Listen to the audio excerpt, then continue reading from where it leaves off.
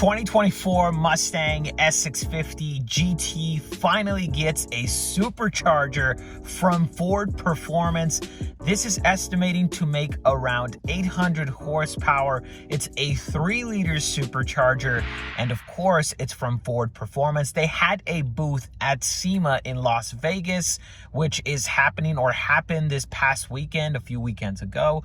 And basically in SEMA, it's aftermarket galore. It has the best builds, tons of booths, tons of cars, tons of things going on. And SEMA, honestly, I want to go next year for 2024, had the 2024 Mustang S650 and finally debuted it with the supercharger, which looks absolutely extraordinary. I will be linking the article in the description down below so you all can check it out.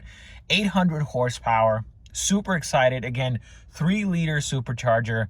I will be putting the details also in the description down below. So make sure you all check that out. And if you want one, again, it's all in the description down below. So make sure you all check it out. As for this video, that's it. 3-liter supercharger, 800 horsepower, Mustang GT. The Dark Horse one is coming soon. Ford Performance. Let me know your thoughts and or opinions in the comment section down below.